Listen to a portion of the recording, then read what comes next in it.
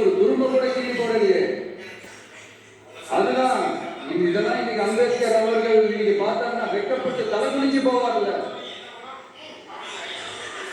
Correct. நம்ம நடக்கிற பிரச்சனைகள், நடக்கிற கொடுமைகளுக்கு எல்லாம் நம்ம குரல் கொடுக்கணும்.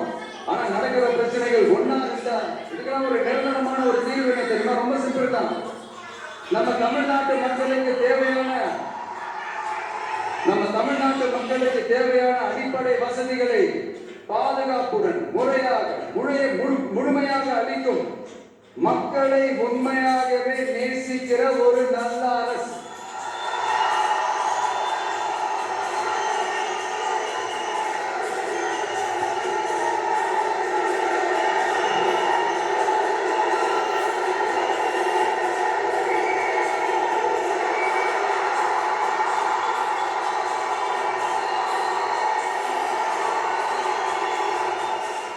இந்த டெய்லி நடக்கிற பிரச்சனைகளுக்கு சம்பிரதாயத்துக்காக ட்வீட் போடுறது, சம்பிரதாயத்துக்காக அறிக்கை விடுறதும், சம்பிரதாயத்துக்காக நானும் மக்களா இருக்கிறேன் காட்டிக்கிறதும், சம்பிரதாயத்துக்காக மழை தண்ணியில நின்று போட்டோ எடுக்கிறதும்,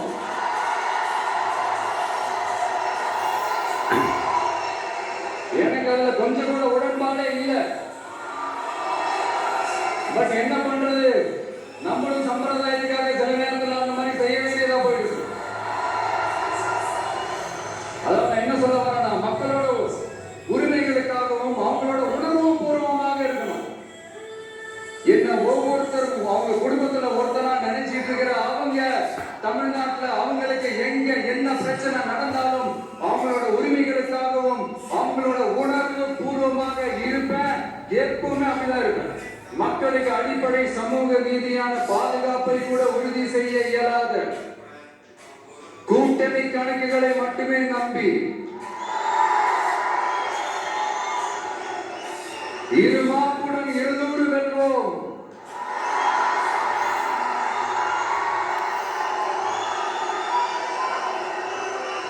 என்று எகத்தால முழக்கமிடும் மக்கள் விரோத ஆட்சியாளர்களுக்கு என் மக்களோடு இணைந்து நான் விடுக்கும் எச்சரிக்கை.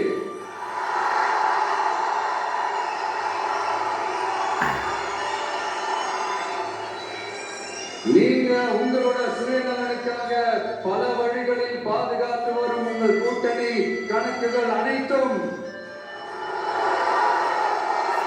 2026 மைனஸ் ஆகி குறைந்து போகும்.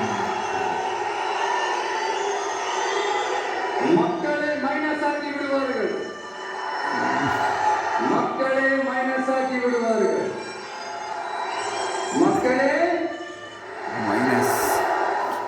விடுதலை சிறுத்தைகள் தலைவர் திரு தோ. திருமாவளவன் அவர்கள் அவங்களால இன்னைக்கு வர முடியாம போச்சு.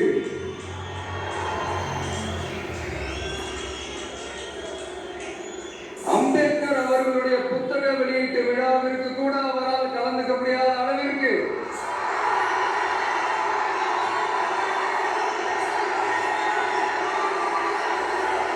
கூட்டணி கட்சிகள் சார்ந்து எவ்வளவு பிரஷர் இருக்கும் என்று என்னால் யூகிக்க முடிந்தாலும் நான் இப்ப சொல்றேன், அவருடைய மனசு முழுக்க முழுக்க இன்னைக்கு நம்மளோட தான் இருக்கும். நன்றி.